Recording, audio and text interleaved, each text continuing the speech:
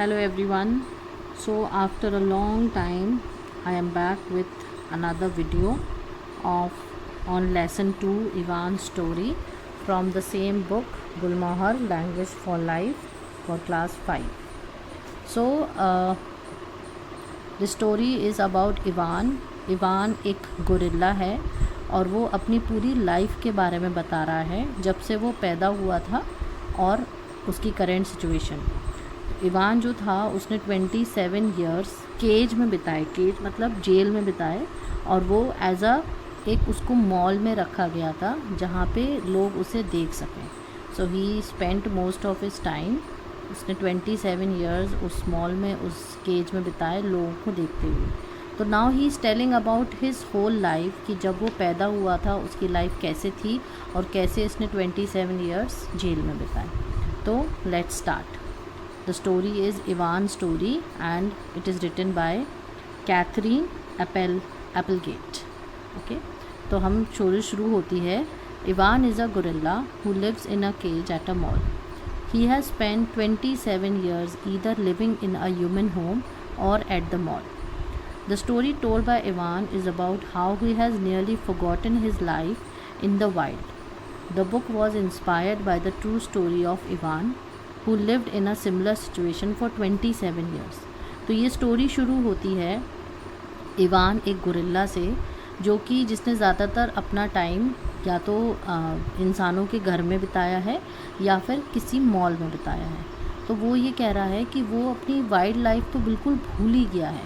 Wild life मतलब जब वो जंगलों में रहा करता था तो वो लाइफ तो वो बिल्कुल भूल ही गया है।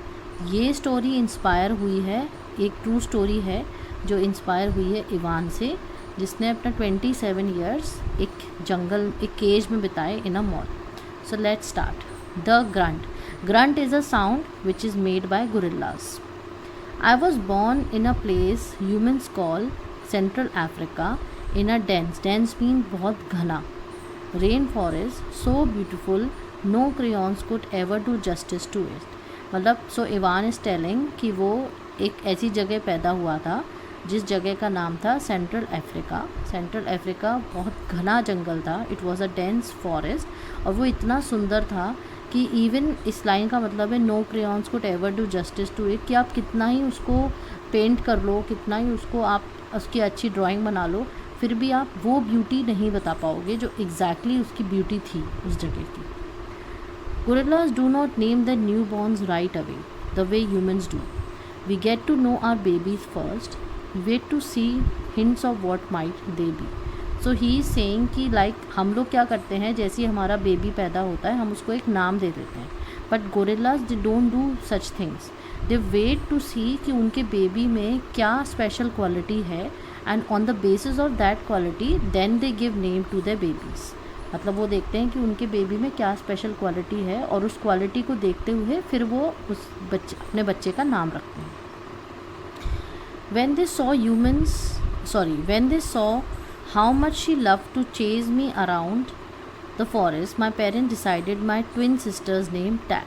Now इसकी एक बहन थी जो पूरे टाइम चेज़ मतलब उसको फॉलो करती रहती थी। जब ये जंगल में रहता था, जब ये पैदा हुआ था तो ये ट्विन्स पैदा हुए थे, तो उसकी एक सिस्टर थी।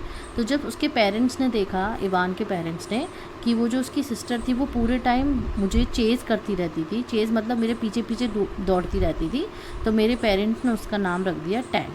टैग एक्चुअली एक गेम था जो ये लोग खेला करते थे, जिसमें एक प्लेयर दूसरे प्लेयर को चेज़ करता है और उसे छूने की कोशिश करता है। जैसे हम लोग पकड़म पकड़ाई कहते हैं, उसे ये लोग टैग कह रहे हैं। Oh, how I love to play tag with my sister. Now here tag वो यहाँ उस गेम के बारे में बात कर रहा है कि मैं अपनी सिस्टर के साथ ये गेम खेलना बहुत पसंद करता था। She was nimble.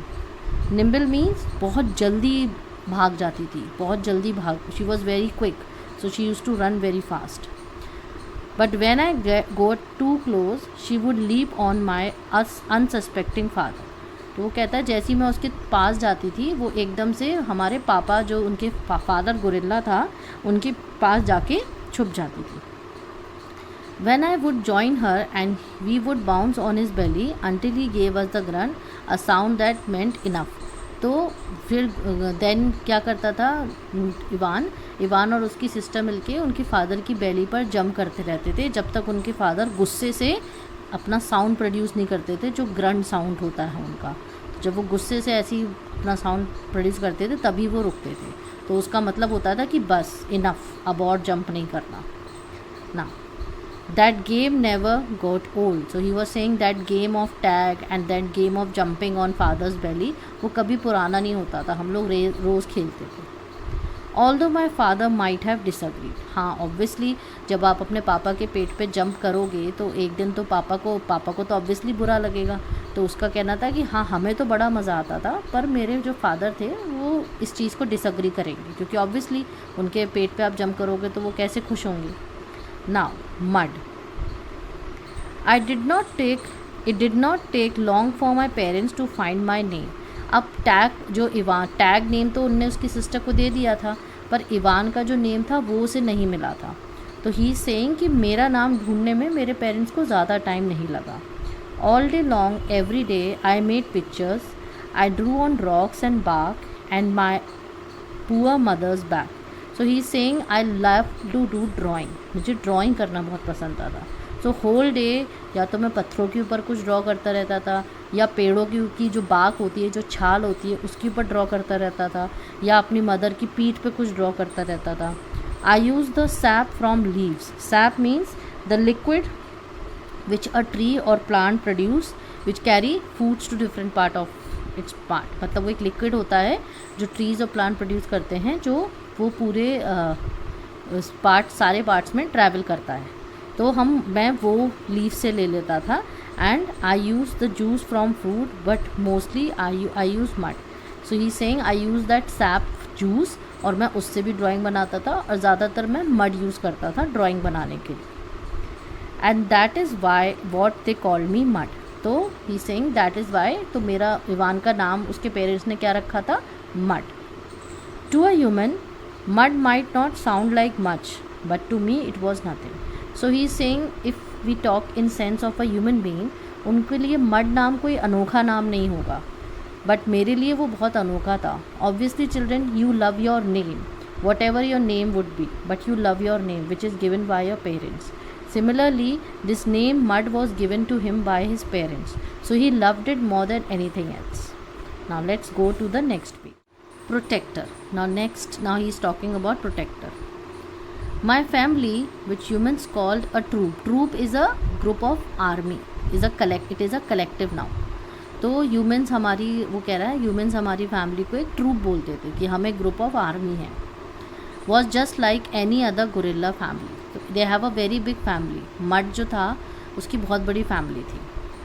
There were 10 of us, मतलब उसकी फैमिली में 10 मेम्बर्स थे। My father, the silver bag, तो पहले थे उनके फादर जिनका जो बैग था वो बिल्कुल सिल्वर कलर का था। Silver back, see you can see the meaning, which is white और silver hair across his body. So he was, उसके बैक पे वाइट और सिल्वर हेयर्स थे पूरे बैक में।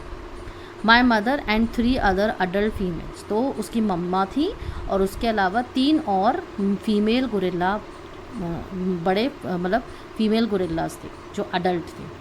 A young mail called a black bag, तो एक छोटा सा मेल गोरिल्ला भी था जिसका नाम था ब्लैक बैग, क्योंकि वो एक मेल छोटा गोरिल्ला था। And the 2 other young gorillas, तो और 2 छोटे गोरिल्लास थे। Tag and I were the babies of the group.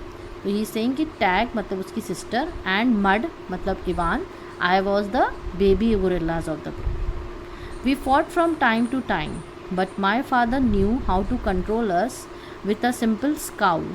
Scowl means गुस्से से देखना। जब हम बहुत बदमाशी करते हैं तो हमारे पेरेंट्स हमें गुस्से से देखते हैं और हम समझ जाते हैं कि पापा को या मम्मी को गुस्सा आ रहा है, तो आप शांत बैठ जाओ। So that is called scowl. तो मड इज सेइंग कि I and my sister used to play a lot, हम बहुत मस्ती करते थे, हम बहुत खेलते थे, लेकिन जैसे ही हमारे फादर हमें गुस्से से देखते थे हम समझ जाते थे कि अब शांत बैठ जाओ वरना डांट गल जाएगी। And for the most part we were happy to do what we were meant to do, to feed and search for food and nap and play. So he was saying, so सबसे अच्छी बात ये थी कि since we were babies, तो हम जो भी करते थे हम उसमें बहुत खुश रहते थे। We used to play, we used to take nap means बीच बीच में सो भी जाना, खेलना, खाना, इंजॉय करना, लाइक वी चिल्ड्रंस डू। हम लोग बीच में हम खेलते भी हैं, हम पढ़ते भी हैं, हम खाते भी हैं, हम सब करते हैं, तो हम इंजॉय करते हैं हम जो भी कर रहे हैं, तो they used to enjoy that. My father was a master at leading us to the ripest fruit for a morning feast and the finest branches for a night nest. So he was saying कि my father was a master in recognizing कि जो सबसे पका हुआ फल कौन सा है, ताकि हम मॉर्निंग में उससे ब्रेकफास्ट कर सकें, और रात में हमें सोने के लिए अच्छे से बेड तैयार करना on the branches, because you know children, gorilla sleeps on branches. तो he was a very experienced person, जो मड का फादर था, कि जो सबसे पका हुआ फल था वो लेके आते थे हमारे लिए, ताकि हम अपना मॉर्निंग ब्रेकफास्ट कर सकें, और नाइट में सबसे अच्छी जो ब्रांच होती थी वो सिलेक्ट करते थे, ताकि हम उससे गिर ना सकें, हम आराम से उस पर सो सकें। He was everything a silverback is meant to be, a guide, a teacher and protector. So he was saying कि जैसे उनका स्ट्रक्चर था कि उनकी एक सिल्वर बैग थी। सिल्वर बैग का मतलब होता है someone who is very strong, जो बहुत स्ट्रॉन्ग है, तो वो बिल्कुल उस डेफिनेशन को फुलफ़िल करते थे। मतलब he was a guide for us, he was a teacher and he was a protector for us.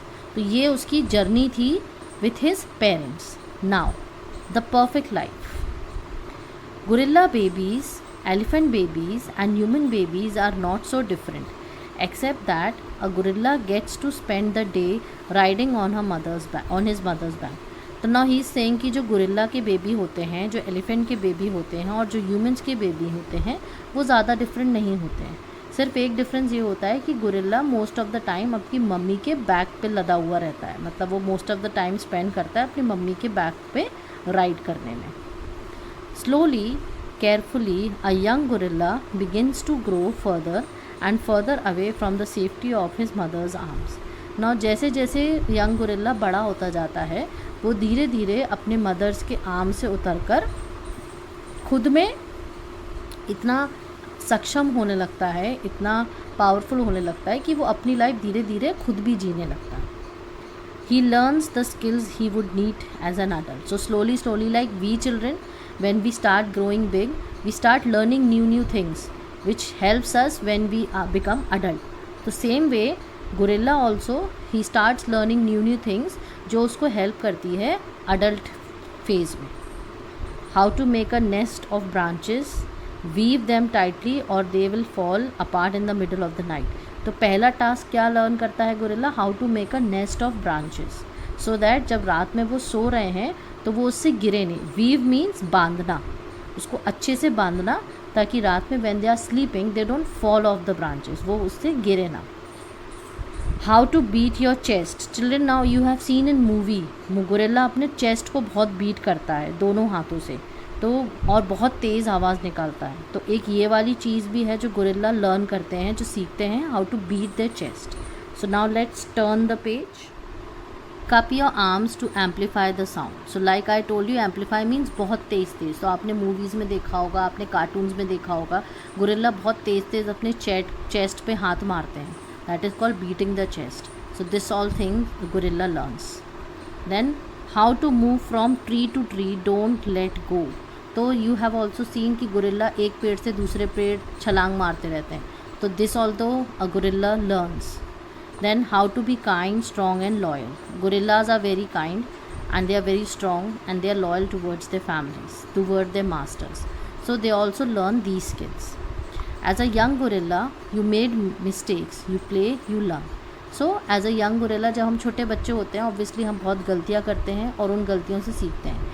So children, now gorilla, what they learn, वो learn करते हैं nest बनाना branches में, they learn how to beat their chest, they learn how to move from tree to tree, they learn to be kind, they learn to be strong, they learn to be loyal. And similarly हम क्या करते हैं, we learn to read, we learn to write, we learn to speak, we learn to listen, ताकि हम आगे जाके ये चीज़ use कर सकें। तो चाहे वो बेबी गोरिल्ला हो, चाहे वो बेबी ह्यूमंस हो, everyone has to learn something or the other, because when they grow up they would require these skills. you do it all over again. It was for a while a perfect life. So he was saying that was a perfect life for me. I was staying with my parents, I was staying with my family, I was staying with my sister, and I was learning new things जो मुझे आगे अपनी adult age में help करे. Now the end. अब the end में क्या होता है, एक दिन, one day, a still day when the hot air hummed, the human came. एक दिन जो बहुत शांति थी, हॉट एयर हम मीन्स बहुत गर्म हवा थी और बहुत शांति थी, कुछ भी ज़्यादा सुनाई नहीं दे रहा था. तो जब इंसान आते हैं जंगल में, फिर क्या होता है, वाइन.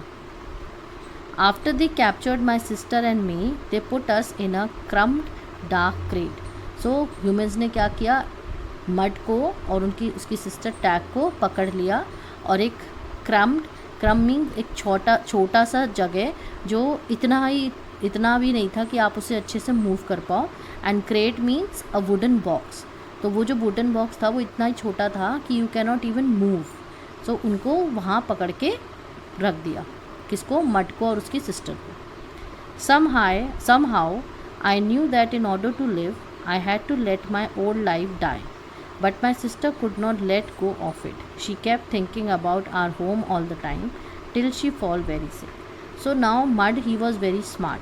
He said कि जैसे ही उन्होंने मुझे पकड़ लिया, somehow मुझे समझ में आया कि अगर मैं अपनी पुरानी यादों को याद करता रहा तो मैं आगे जी नहीं पाऊँगा. So what happened कि पर उसकी जो सिस्टर थी वो पुरानी यादों को भूल नहीं पा रही थी, वो अपनी जंगल लाइफ को भूल नहीं पा रही थी. और she kept on thinking and she falls sick. वो बीमार पड़ गई और बहुत बीमार पड़ गई. Then the temporary human. It was Mark who opened that crate. Mark who took me and Mark who raised me like a human baby. Now there was a person whose name was Mark. तो वो कह रहा है कि mark वो था who opened the crate, मतलब उसने वो बॉक्स खोला.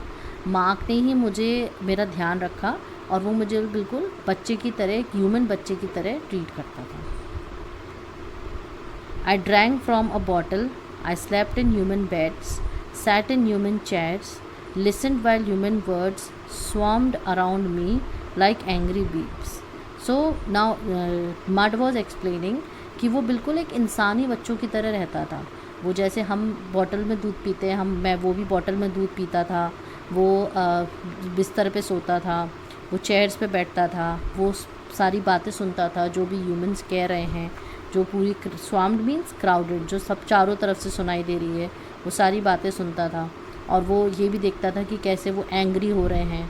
तो वो सब एंजॉय कर रहा था जो एक इंसानी बच्चा एंजॉय करता है.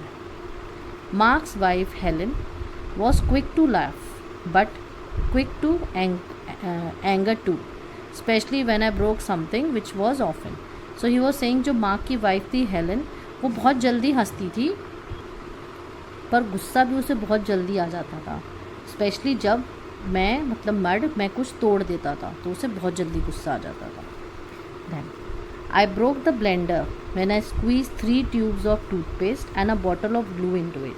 Now children, blender is a type of a machine जिसको हम यूज़ करते हैं कुछ भी चीज़ ग्राइंड करने में या ब्लेंड करने में. तो वो कह रहा है कि मैंने वो ब्लेंडर तोड़ दिया क्योंकि मैंने उसमें 3 टूथपेस्ट और ग्लू की पूरी बॉटल डाल दी, तो इस वजह से वो ब्लेंडर मूव नहीं कर पाया और वो टूट गया. I broke my toes attempted to swing from a lamp fixture on the ceiling. अब क्योंकि ऑब्वियसली वो गोरिल्ला था, उसको एक ट्री से दूसरे ट्री जाने की आदत थी, तो उसने वही कोशिश करी कि वो सीलिंग पे कूदने की कोशिश करी और बिकॉज ऑफ विच उसने एक लैम्प भी तोड़ दिया. I broke 46 glasses. Well, it turns out there are many more ways to break a glass. So he said, he was proudly saying, बहुत खुशी होकर कह रहा था, मैंने 46 ग्लासेस तोड़े और प्लस मैंने ये भी सीखा कि ग्लासेस तोड़ने के बहुत सारे तरीके होते हैं. So now he was so happy कि मैंने 46 ग्लासेस तोड़े, पर आई एम वेरी हैप्पी कि 46 ग्लासेस तोड़े, पर मैंने ये भी सीखा कि ग्लासेस तोड़ने के और भी बहुत तरीके होते हैं. Every weekend Mark and Helen drove me to a restaurant. Drove is a past word for drive. When they ordered something for me, तो हर वीकेंड मार्क और उसकी वाइफ हेलन उसे एक रेस्टोरेंट लेके जाती थी और उसे कुछ ना कुछ उसके लिए ऑर्डर करती थी. I went to baseball games, to the grocery store, to a movie theatre. तो उसे और भी बहुत जगह लेके जाते थे वो दोनों, उसको ग्रोसरी स्टोर भी लेके जाते थे। ग्रोसरी स्टोर मतलब जहाँ पे आप डेली का आइटम ख़रीदते हो, सब्जियाँ वगैरह ख़रीदते हो, डेली का सामान ख़रीदते हो। मूवी थिएटर्स तो आपको पता है, बेसबॉल गेम देखने जा रहे हैं तो वहाँ पे भी उसको मट को लेके जा रहे हैं। And even to the circus, let's go to the next page. And even to the circus मतलब मार्क और हेलेन उसे सब जगह लेके जाते थे, सर्कस में भी, थिएटर्स में भी और स्टोर्स में भी, बेसबॉल मैच देखने सब जगह। They did not have gorillas, तो ही वॉज सेइंग कि वो सर्कस में वहाँ पे सारे एनिमल्स थे बट गोरिल्ला नहीं होते हैं। I rode a little motor bike and blew out candles on my birthday cake. So he was very happy because जब उसका बर्थडे आया तो उसने छोटी सी मोटरसाइकिल भी चलाई और उसने कैंडल्स भी ब्लो करी। My life as a human was an exciting one, although my parents would not have approved. So he was happy staying with the humans because वो बहुत खुश था इंसानों के बीच में रहकर, क्योंकि वो बहुत इन्जॉय कर रहा था। हालांकि वो ये कह रहा था कि अगर उसके पेरेंट्स होते तो वो लाइफ को अप्रूव नहीं करते, ऑब्वियसली वो नहीं चाहते कि वो ह्यूमन्स के साथ रहे। Then hunger, in hunger means वो वाला हंगर नहीं कि वो भूखा था, हंगर मीन्स कि उसे उत्सुकता थी किस चीज़ की। Let's see. In my new life as a human I was well taken care of. तो वो कह रहा है कि जो मेरी न्यू लाइफ थी, जो मैं इंसानों की तरह बिता रहा था, उसमें मेरा बहुत ध्यान रखा जा रहा था। Yet at night, lying down in my pajamas, I longed for the cheerful grunts of a play fight and the easy safety of my nearby troop. तो एक रात जब वो अपने पजामाज में लेटा हुआ था, longed means उसे डिज़ायर हुआ या उसे इच्छा हुई कि वो अपनी उस पुरानी लाइफ में वापस जा सके जहाँ पे वो प्ले करता था, वो सेफ फील करता था अपने पेरेंट्स के बीच में, अपने ट्रूप के बीच में, अपनी फैमिली के बीच में। Remember what happen to Tag, I told myself don't think about the jungle. फिर उसे एकदम से याद आया कि अरे मुझे जंगल के बारे में नहीं सोचना है, क्योंकि याद करो टैग के साथ क्या हुआ था। टैग बहुत सोच रही थी अपने जंगल के बारे में, अपनी वाइल्ड लाइफ के बारे में, और वो बहुत बीमार पड़ गई एंड शी डिडंट सर्वाइव। तो मुझे भी नहीं सोचना है वरना मैं भी नहीं रह पाऊँगा। स्टिल समटाइम्स आई ले away wishing for the warmth of another just like me. तो वो फिर भी उसे कभी कभार दुख होता था कि मतलब वो इंसानों के बीच में है, उसे अपने जैसा कोई नहीं दिख रहा, तो वो स्टिल उसे मिस होता था कि कभी कोई उसे अपने जैसा कोई एक और गोरिल्ला हो जिसके साथ वो कंफर्ट फील कर सके। Later Ivan is sent to a shopping mall where he becomes a part of a stationary circus for many years. So now Mud का नाम चेंज करके इवान रख दिया और कुछ टाइम बाद उसको एक शॉपिंग मॉल में भेज दिया जहाँ पर वो एक स्टेशनरी की तरह, स्टेशनरी मतलब एक जगह उसको कैद कर दिया एक केज में, ताकि एक काइंड ऑफ सर्कस था वो कि आप जब मॉल घूमने आ रहे हो तो आप एक गोरिल्ला देख सकते हो। तो वो काफ़ी सालों तक उसको उस मॉल में एज अ मैनीक्यूइन या एज अ आर्टिफिशियल वो एक स्टैचू की तरह उसको वहाँ पे रख दिया कि आप मॉल घूमने आ रहे हो तो आप गोरिल्ला भी देख रहे हो। Here he becomes used to humans watching him all the time and he hardly ever thinks of the jungle. पर वो धीरे धीरे उस चीज़ का भी यूज टू हो गया जब ह्यूमंस उसे पूरे टाइम देख रहे हैं, और वो धीरे धीरे करके जंगल भूल गया अपना। After people begin to protest about Ivan's living condition at the mall, he is adopted by a zoo. Now since people they were coming there regularly, तो उन्हें बहुत तरस आता था, उन्हें बहुत बुरा लगता था कि इवान की कंडीशन इतनी बुरी है, वो पूरे टाइम केज में रहता है, बस सबको देखता रहता है। तो काफ़ी जो ह्यूमंस थे वो उसकी जगह प्रोटेस्ट करने लगे। They started protesting. प्रोटेस्ट मतलब उसके खिलाफ, मतलब उसके लिए बोलने लगे, आंदोलन करने लगे कि नहीं, Ivan should not live here. So what happened after that कि एक जू ने उसको अडॉप्ट कर लिया। So he was sent to a zoo now, and I guess आपको पता है जू क्या होता है। To know more about Ivan and what happens to him, read the complete novel. Now children, there is a complete novel on this. The name of the novel is The One and Only Ivan by Catherine Applegate. So it is a full novel of this gorilla of Ivan. तो अगर आपको और जानना है कि Ivan के साथ क्या हुआ, how he lived in the zoo, how he survived in the zoo, you can read this lesson. this novel. So it's a wonderful story about a cute little gorilla and how he survived himself between humans, between the malls, and finally where he reached. So this is the whole lifespan of Ivan. तो आपको याद रखना है कि पहले उसका नाम mud था और बाद में it change to Ivan. Now let's move to the exercises. Exercise A is very simple. It is tick the correct option. So first one is choose the correct answers to complete these sentences. Mud has a young twin sister named Tag. So C is the correct answer. Second one, to make his pictures Mud used C again. All of these क्योंकि वो सब कुछ use करता था. Now let's move to the next page. Third one, for a troop of gorillas, a silver bag is the protector. So इसका सही answer है A, a teacher and a guide. As they grow, gorillas learn skills to survive in the jungle. They also learn how to be. So the answer of this is kind and loyal.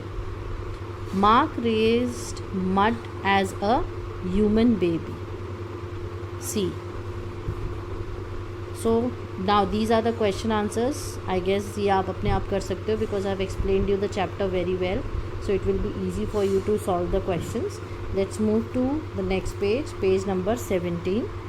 In page number 17 we have exercises on finite and infinite verbs. Now children, finite verbs वो होते हैं जो अपना form change करते हैं depending on person, number और tense. सो जैसे अगर हम सिंगुलर की बात करते हैं तो सिंगुलर में we use is helping verb और एस लग जाता है बीच में. अगर हम पर्सन की बात करते हैं तो when ever there is I, वो जो उसका वर्ब है उसका जो मेन वर्ब है बस वो लिखा जाता है and am we use as helping verb. अगर हम नंबर में चेंज करते हैं तो again the verb will remain the change और यहाँ पे आ जाएगा आर. अगर हम टेंस की बात करते हैं तो अगर हम पास्ट टेंस करेंगे तो जो मेन वर्ब है प्ले उसके पीछे लग जाएगा ED and helping verb will be was. And non finite verb वो होते हैं जो अपना फॉर्म चेंज नहीं करते according to subject. There are 3 kinds. पहला होता है इन्फिनेटिव. इन्फिनेटिव में जो मेन वर्ब होता है उसके आगे टू लग जाता है. तो शी वॉन्ट्स, दे वॉन्ट या he wanted to sing. Second होता है जेरेंड. जेरेंड में वर्ब के पीछे आईएनजी लग जाता है. जेरेंड एज अ नाउन काम करने लगता है. जैसे कि he enjoys, they enjoy, he enjoyed singing.